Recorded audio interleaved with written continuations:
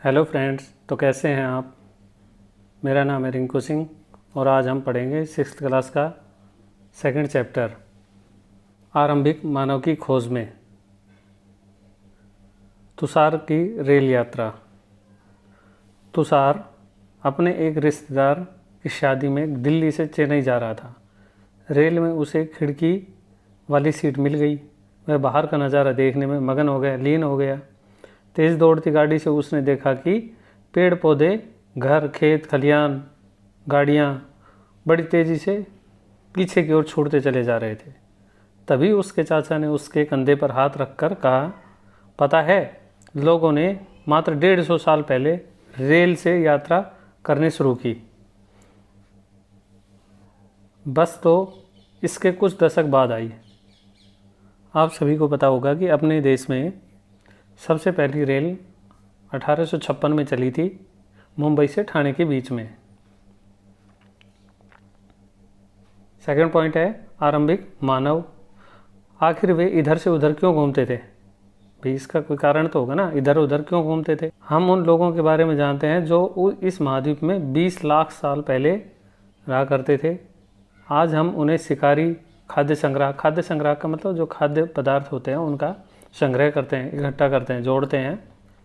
भोजन का इंतजाम करने की विधि के आधार पर उन्हें इस नाम से पुकारा जाता है। आमतौर पर खाने के लिए वे जंगली जानवरों का शिकार करते थे, मछलियाँ, चिड़ियाँ पकड़ते थे, फल, मूल, दाने, अंडे इकट्ठा किया करते थे।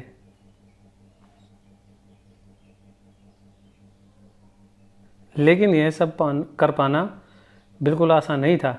ऐसे कई जानवर हैं जो हमसे ज़्यादा तेज़ दौड़ सकते हैं, भाग सकते हैं, और बहुत से जानवर हमसे ज़्यादा ताकतवर भी होते हैं। जानवरों के शिकार, चिड़िया या मछलियाँ पकड़ने के लिए बड़ा सतर्क, जागरूक और तेज़ होना पड़ता है। पेड़ पौधों से खाना जुटाने के लिए यह जानना जरूरी कि कौन से पेड़ पौधे खाने योग्य होते हैं, क्योंकि कई तरह के पौधे विषैले भी होते हैं। साथ ही फलों के पकने के समय की जानकारी भी होनी चाहिए। शिकारी खाद्य संग्राहक समुदाय के लोगों के एक जगह से दूसरी जगह घूमते रहने के पीछे कम से कम 4 कारण हो सकते हैं। पहला कारण क्या हो सकता है?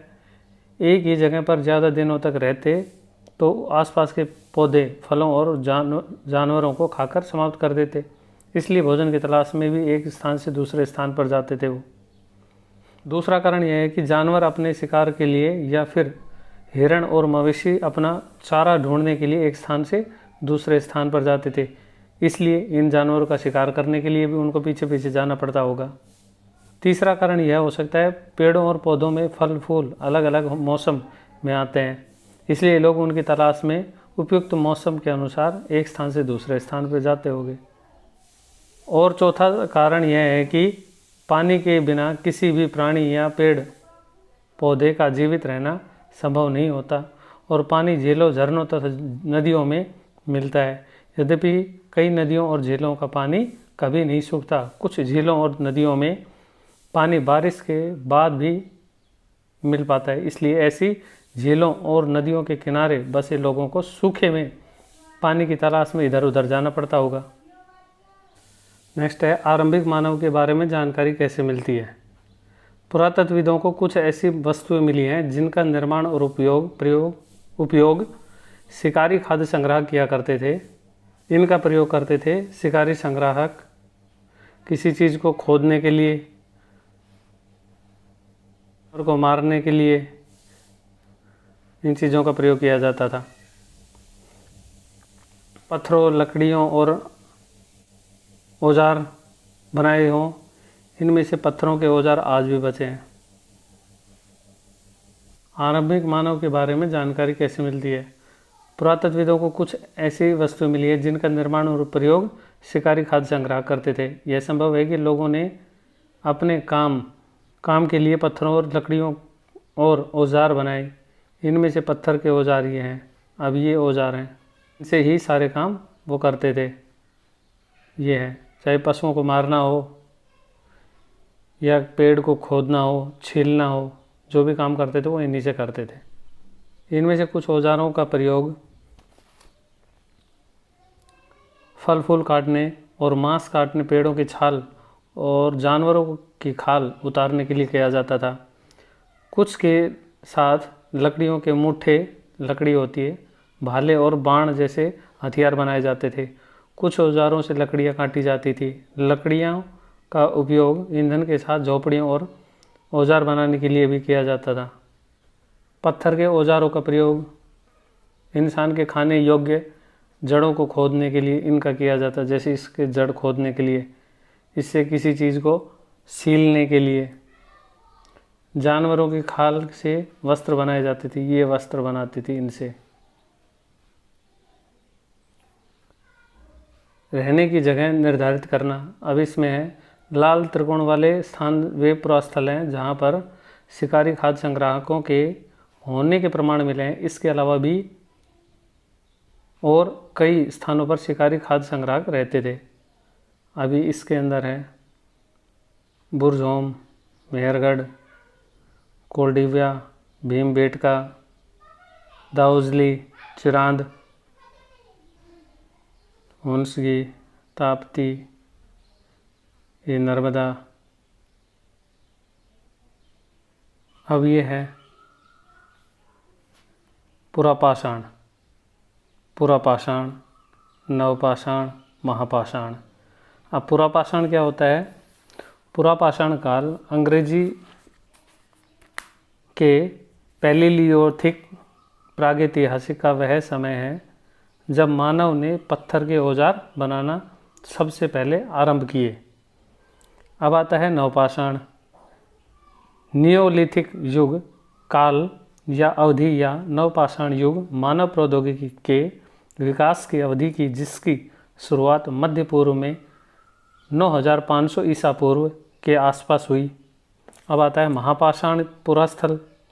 महापाषाण ऐसे पत्थर या शिला को कहते हैं जिसका प्रयोग किसी स्तंभ या अन्य निर्माण के लिए किया गया हो। चूना पत्थर के उपकरण बहुत महत्वपूर्ण थे, इसलिए लोग ऐसी जगह ढूंढते थे जहां अच्छे पत्थर मिल सकें। जहां लोग पत्थरों से औजार बनाते थे उन स्थलों को उद्योग स्थल कहते थे। जहां पर पत्थर के औजार बनाए जाते थे उनको उद्योग स्थल कहा जाता था। हमें ऐसी जगहों पर पत्थर के बड़े बड़े टुकड़े मिलते हैं और ऐसे उपकरण मिलते हैं जिन्हें लोग इन स्थलों पर छोड़ गए होंगे क्योंकि वे ठीक नहीं बने होंगे। साथ ही औजार बनाने के बाद पत्थरों के फटे टूटे फूटे टुकड़े भी इस स्थलों पर मिलते हैं। कभी कभी लोग इन स्थलों पर कुछ ज़्यादा समय तक रहा करते थे। ऐसे स्थलों को आवासीय और उद्योग स्थल कहते हैं। भीमबेटका आधुनिक मध्य प्रदेश। आवासीय पुरास्थल उन्हें कहते हैं जहां लोग रहा करते थे।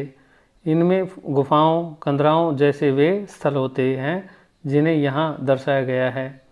लोग इन गुफाओं में इसलिए रहते थे क्योंकि यहाँ उन्हें बारिश, धूप और हवाओं से राहत मिलती थी। पुरास्थल। पुरास्थल उस स्थान को कहते हैं जहाँ औजार, बर्तन और इमारतों जैसी वस्तुओं के अवशेष मिलते हैं। ऐसी वस्तुओं का निर्माण लोगों ने अपने काम के लिए किया था और बाद में वे उन्हें छोड़ गए। पाषाण औजारों का निर्माण नंबर फर्स्ट है। इसमें पत्थर से पत्थर को टकराना, यानी जिस पत्थर से कोई औजार बनाना होता था उस एक हाथ में लिया जाता था और दूसरे हाथ से एक पत्थर का हथौड़ा इस्तेमाल किया जाता था। इस तरह आघात मतलब चोट की जाती थी वाले पत्थर से दूसरे पत्थर पर तब तक सल्क निकाले जा, सल्क का मतलब होता है टुकड़े निकाले जाते थे जब तक वह वांछित मतलब मनचाहा उसका आकार नहीं हो जाता था।